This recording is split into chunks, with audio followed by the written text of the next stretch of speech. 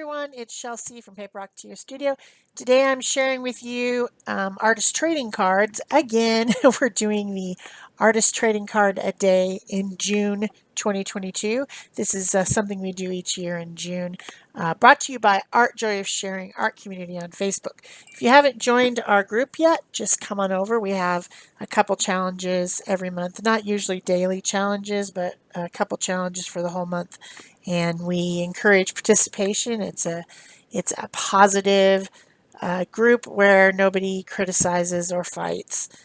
We're pretty strict about that. So we also have a monthly theme, and the theme this month is surfaces in art. So our daily ATC challenge includes using different surfaces. And for day 25, it was cork. I have this piece of cork.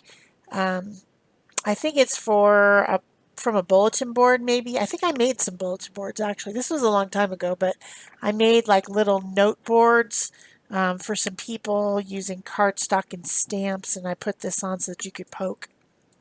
I made little pokey pins too. I made the whole thing, and I think that's what this is left over. I used a guillotine cutter to cut it to the right shape so that it would be 2.5 by 3.5 inches, like an artist trading card.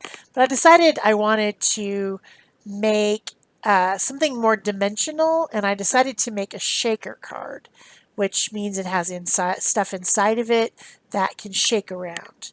And this was real popular back in the day, a long time ago. So I cut a frame, and I wanted it to be rough and kind of interesting looking, organic looking. So I kind of notched little bits out of it, and I'm left with the frame. Then I cut a piece of acetate down to 2.5 by 3.5, and I glued my frame right on top of the acetate. So now the frame has, what you would think of as glass inside a frame. Then to make the dimension, I'm using some tape.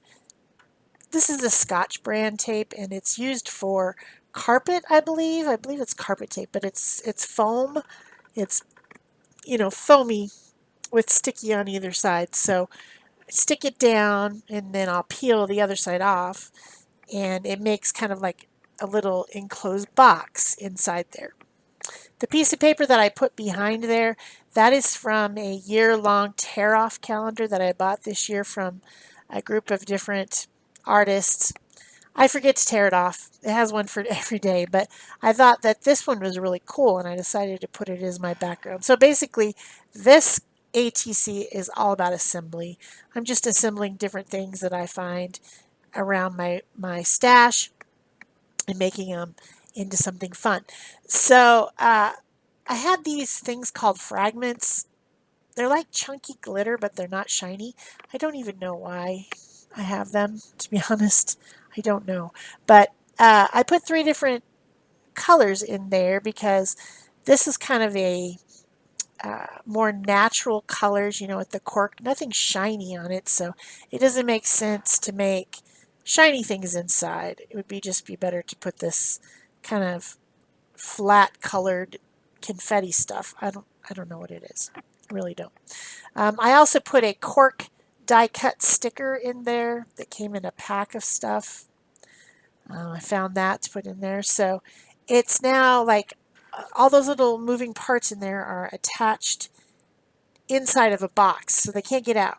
So the foam is all the way around. It's creating a little box, and it's now a little shaker box. Gives a little movement. So then I'm decorating the front part. I had these stickers that look like book text and stuff like that. I believe that the intention of them is to put around holes on a 3-ring binder, like that would probably be what they were for. Trying different things. I have this little chipboard person that is, I know that that's like from Lost Relatives pack or something from Tim Holtz, but I never actually bought that. That's somebody that sent that to me, so I've only got the one.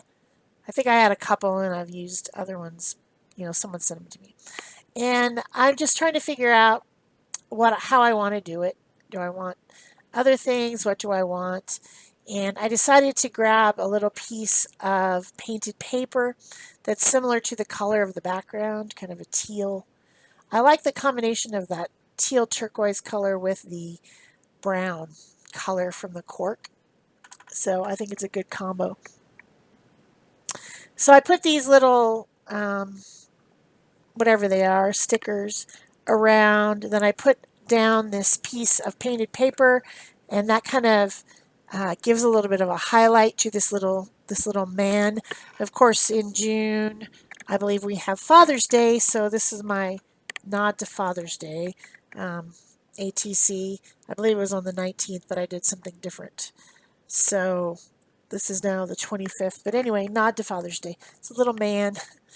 And then I found some shirt buttons in my stash, and they're kind of those same type of colors that we have on there. So I glued them on in the centers of each of those round sticker things.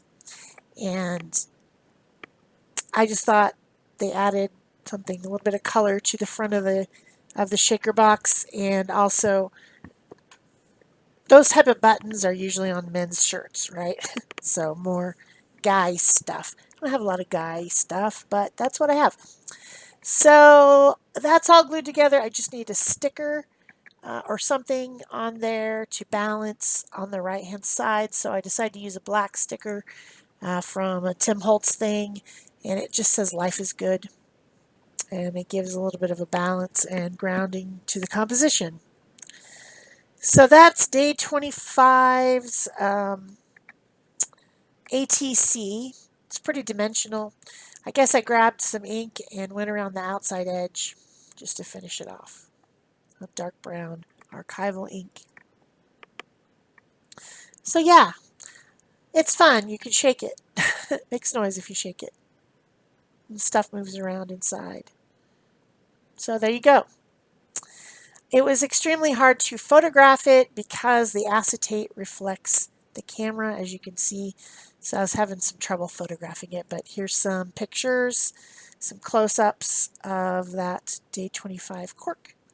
Day 26, burlap. So this is a piece of burlap.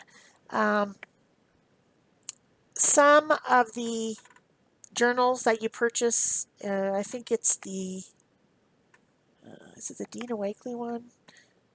There's a couple of journals out there when you buy them. They have this burlap as part of the page. This particular one has some paper on the backing. I think the ones that are in the book don't have, they're just burlap sewn into the book. I think.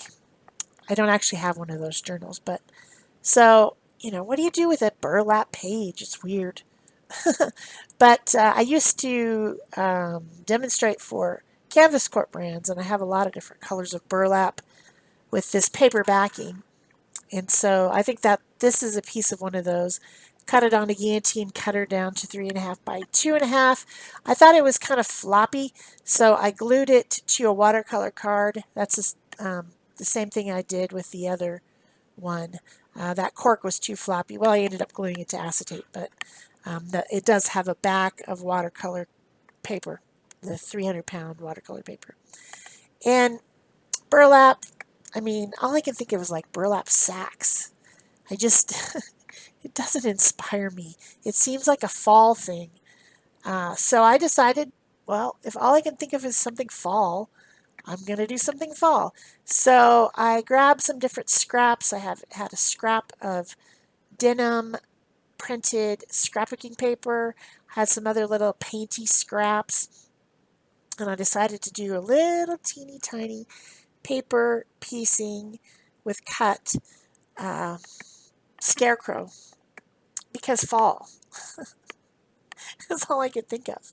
The scarecrows are made out of burlap sacks because you get your feed in these burlap sacks and then you fill it with something and make it into a scarecrow if you want to try to keep those pesky birds out of your corn and pumpkin patches.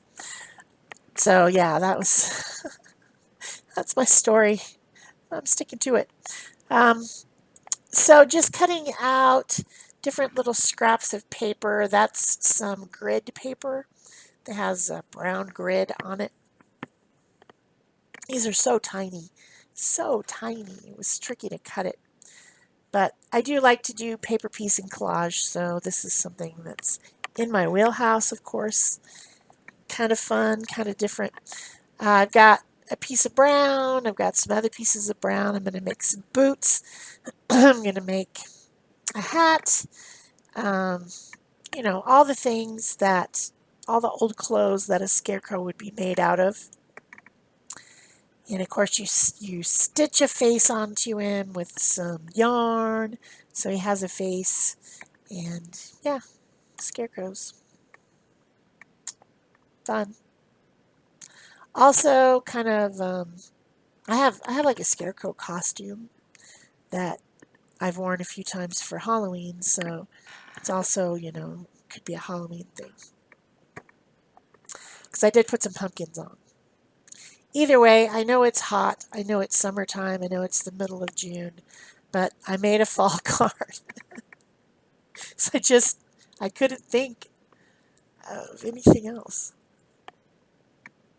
And the last one, the one that's paired with this one in this video, is kind of the same type of colors too. Those fall colors. Cork is that color.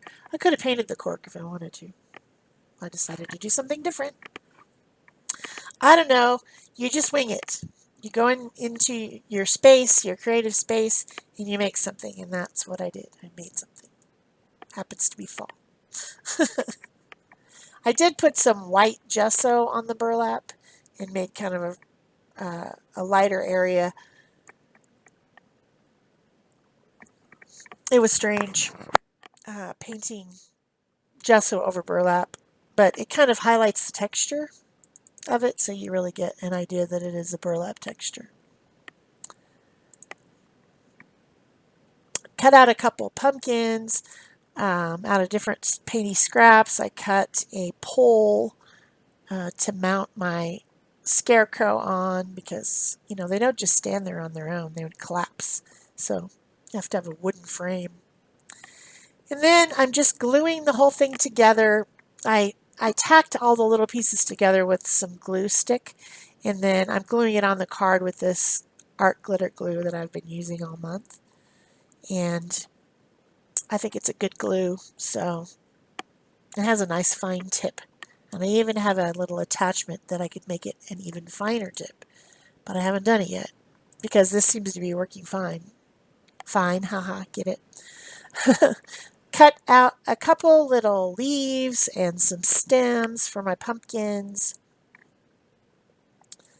I love to decorate with pumpkins in the fall, but I have this hay bale thing and I have like a scarecrow to put out in the front of the house, and every time I do it, I throw a couple pumpkins there, and the javelinas, which are a type of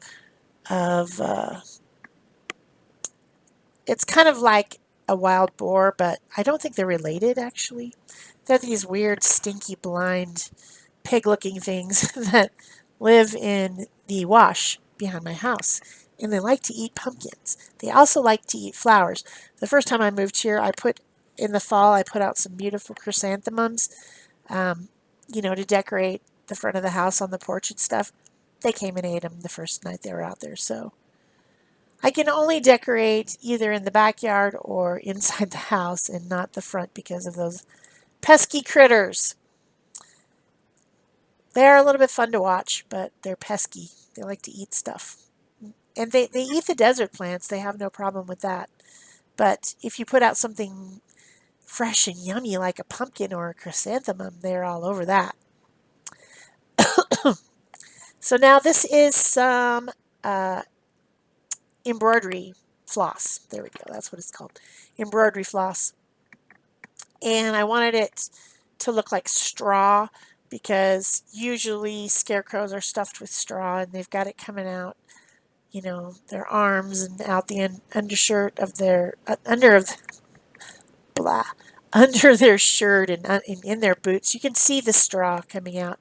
It's hard to control straw. It wants to go everywhere. So I thought this would be a good dimensional way to put on some fake straw by just cutting these little embroidery floss pieces and attaching them. I think it worked pretty well. I'm using a ball stylus to pick up the little scraps of floss and stick them down into the glue and trying to cut them even shorter. So he's got straw for hair. He's got straw coming out of his shirt and out of his boots. And then once the glue starts to get tacky, I'm just pressing down into it to make sure that the embroidery floss is stuck down in it. Then it's just time for detailing. I'm drawing on his face. I'm adding some illustration lines around with a, what kind of pen is that? It's an illustration pen. I can't remember if I think that's the Faber-Castell one. And I think it's a .05 size. Adding some lines to the pumpkins and the leaves and all the stuff to make a little bit more detail. Like you do, gotta have detail. I like illustration lines. It's my favorite thing. Then I think I add a little bit of color to his face using some Posca pens. I don't know if that's the next thing or not. Put a little blue on the eyes and red on the nose. Yep, that's what I do next.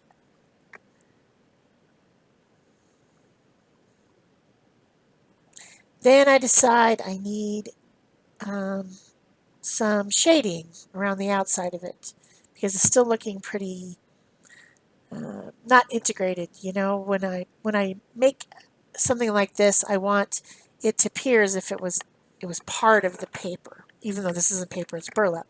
But you know what I mean. It needs shading around it, shading and highlights. So I start out with a green Stabilo All pencil and put it across the bottom. And then I couldn't find a brown pencil, so I just switched to a Faber-Castell Pitt Artist Brush Pen marker.